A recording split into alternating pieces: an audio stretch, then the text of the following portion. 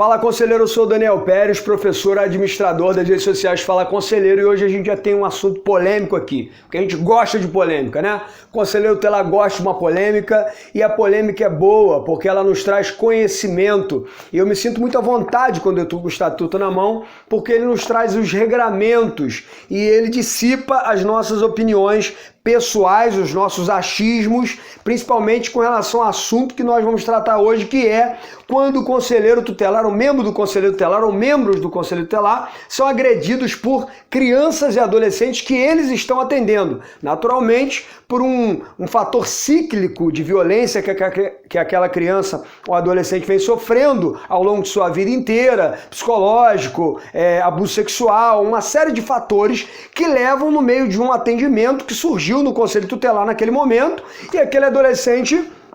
inusitadamente vai e ameaça o conselheiro de morte, agride o conselheiro tutelar, faz ameaças de que vai agredi-lo na rua. Então tem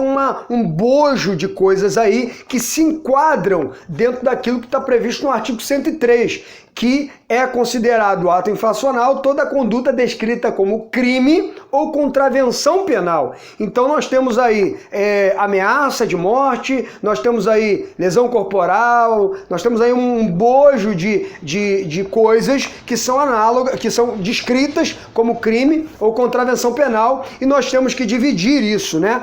Primeiro eu quero falar do lugar do conselheiro tutelar idealista, aquele conselheiro tutelar que tem no seu coração o artigo 1º do estatuto, né? Este conselheiro fica num grande dilema, porque ele tem no seu coração o 1º artigo do estatuto, e todo mundo deveria ter isso gravado, toda a rede de atendimento, que é que este estatuto, esta lei, vem tratar sobre a proteção integral de crianças e adolescentes. Poxa, mas como é que eu vou tratar da proteção integral de crianças e adolescentes? Fui agredido, tá, por uma criança, por um adolescente, a lesão foi de médio ou de grande porte, mas agora eu vou registrar a ocorrência contra ele? Eu vou,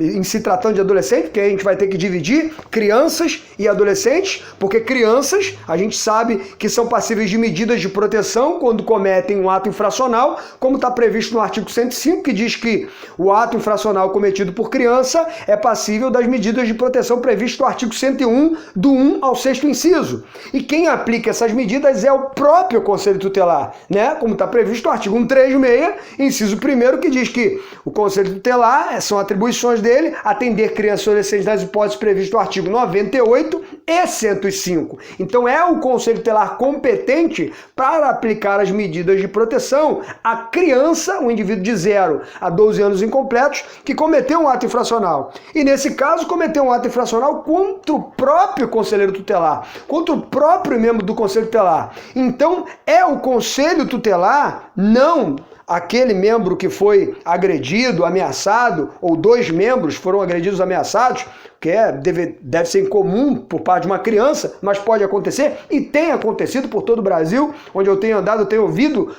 histórias assim, e tem acontecido no meu estado, em diversos estados, crianças fazendo isso, agredindo ali no âmbito do atendimento. Então, aquele conselho tutelar tem, pelo estatuto, e eu já disse, me sinto muito à vontade quando estou com ele em mãos, regra que aquele conselho deve aplicar as medidas de proteção àquela criança. Daniel, e se for o adolescente? Então o que o estatuto diz quando o adolescente comete um ato infracional? E ele não diz contra quem. Ele não coloca exceções. Quando for contra o conselheiro tutelar, uma pessoa, um servidor público no pleno exercício da função, que é o conselheiro tutelar, ele não pode, porque ele tem que prezar, ele é a pessoa que zela pelo cumprimento dos direitos. E aí seria uma interpretação ainda maior. O que é zelar pelo cumprimento dos direitos de crianças e adolescentes? O que são normas de proteção? Porque o estatuto é dividido em 3 partes. Quando os direitos fundamentais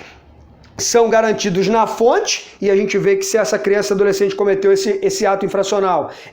isso já não aconteceu, pelo menos não plenamente, ou através das medidas, do rol de medidas de proteção que podem ser aplicadas, ou lá na frente através do sistema de justiça, pelo sistema socioeducativo, que é quando o adolescente comete o ato infracional. Então deve o conselheiro tutelar, quando a criança, indivíduo de 0 a 12 anos incompletos, comete um ato infracional, seja de ameaça, de agressão, ou seja lá qual for o ato infracional, contra um membro do Conselho Tutelar, aquele Conselho Tutelar cumprir a sua atribuição prevista em lei, o Estatuto diz que sim, não abre essa exceção. E não é a minha opinião pessoal, eu não estou aqui colocando a minha opinião pessoal. Sei que muitos companheiros divergem e eu gostaria que tivessem muitos comentários nesse vídeo aqui no YouTube e também quando a gente postar ele lá no Facebook, nós vamos postar o link lá, que houvesse as opiniões embaixo. Nós sabemos que tem vários tipos de médicos, de professores, de cientistas, de todo tipo de profissão e vários tipos de conselheiros tutelares. Há conselheiros tutelares que vão dizer, agride de volta. Infelizmente nós temos vivido esses dias, esses tempos. Eu não levo isso para casa, não vai acontecer nada com ele e nós temos que sempre, como efetivos agentes no exercício da função pública, cumprir o princípio da legalidade previsto no artigo 37 da Constituição. Então, sim, a criança que cometeu um ato infracional em face de um conselheiro tutelar no âmbito do atendimento, parece uma loucura, mas no âmbito do atendimento isso tem acontecido, ele deve sim, aquele conselho, aplicar as medidas de proteção, encaminhar também todo o resumo do fato acontecido ao Ministério Público, para dar um subsídio a toda aquela ação, haja visto que aquilo foi cometido no âmbito do próprio órgão que zela pelo cumprimento desses direitos, mas não zela pelo cumprimento desses direitos só aplicando medidas de proteção, mas também encaminhando os fatos, e aí agora a gente já vai tratar do caso do adolescente que comete isso, que é mais comum, o adolescente que agride um conselheiro, ameaça de morte e diz que vai matar, adolescentes envolvidos com tráfico, grandes cidades então, metrópoles como Rio de Janeiro, São Paulo, estão envolvidos no tráfico e ameaçam os conselheiros e batem nos conselheiros e agridem os conselheiros. O estatuto, como nós dissemos que é dividido em 3 partes, ele também prevê que todo ato, considera-se ato infracional, como já dissemos, toda conduta descrita como crime ou contravenção penal é ato infracional. E o Estatuto tem um regramento para isso do artigo 171 até o 190. E sim, o conselheiro, então, esse membro do Conselho Tutelar, não na minha opinião, mas pelo que está previsto no Estatuto da Criança e Adolescente, tem até o crime do desacato do funcionário público no exercício da função, tem o crime previsto no artigo 236, embaraçar a ação e a atuação de membros do Conselho Tutelar do Ministério Público. Então, tem um bojo aí de respaldos legais que devem sim ser seguidos. Eu sei que é difícil acreditar no sistema socioeducativo, que em vários estados está falido. Eu sei que é difícil acreditar, às vezes, que a polícia tão onerada vai conseguir cumprir o seu trabalho efetivamente e que vai saber entender aquilo que está acontecendo. Mas, segundo a lei, o que está previsto, e eu gostaria muito de ser contraditado e de que outros companheiros, Luciano Bettiati, Reinaldo Balbino, Giovanni Borges, tantos outros companheiros, professor Sérgio, pudessem dar a sua opinião sobre esse fato. Lauro Trindade e tantos outros companheiros aí que me falham o nome agora nesse momento, possam dar opinião sobre esse assunto.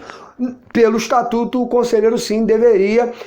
acreditar no que diz a lei, acreditar no que a lei regra e fazer o registro de ocorrência em face daquele adolescente para que ele possa ser encaminhado à delegacia, a delegacia comunicar aos seus pais responsáveis, ele ser apresentado ao Ministério Público, o Ministério Público decidir se dará remissão ou não dará, ou encaminhará para o juiz aplicar uma medida protetiva ou não, ou até o juiz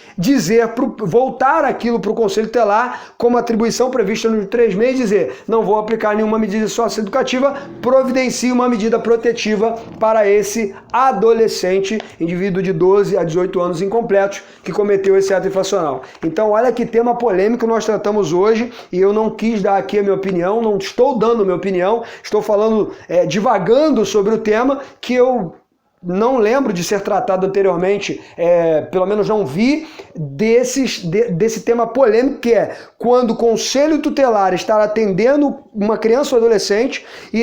essa própria criança ou esse próprio adolescente agride, ameaça o conselheiro tutelar, o membro do Conselho Tutelar, um agente público no exercício da função. E ele fica nesse dilema, entre o primeiro artigo do Estatuto, que é este Estatuto rega sobre a proteção integral, mas tem uma forma de se garantir essa proteção integral, e essa proteção integral perpassa por essa tríade de direitos fundamentais garantidos na fonte, de medidas de proteção e de medidas socioeducativas, se infelizmente chegar a esse nível. Então eu deixo aí para vocês essa provocação sobre esse assunto, elucidei algumas questões que a gente perpassou aqui rapidamente, porque é um vídeo que tem que ser rápido, para que vocês deem a sua opinião, se concordam ou não, o que acham, né, em momentos até tão sombrios que o que se fala é retrucar violência com violência e não seguir o princípio da legalidade como estão previstos nas leis. E nós que somos defensores, eu quero deixar claro aqui que eu sou um defensor de direitos humanos, mas nós temos uma legislação a cumprir, a seguir. Então ficará a critério de cada um deixar passar, seguir a legislação, ou então, por favor, contribua com esse vídeo, deixe sua opinião aqui nos comentários abaixo no YouTube e também no link que nós vamos lançar aqui no Facebook. Obrigado, gente, valeu, espero o comentário de vocês aí, curtam esse vídeo, compartilhem, inscrevam-se no nosso canal do YouTube, que é muito importante para que nós possamos propagar essa palavra e refletir sobre esses temas tão complexos que tantos conselheiros têm sofrido em todo o Brasil. Obrigado, gente.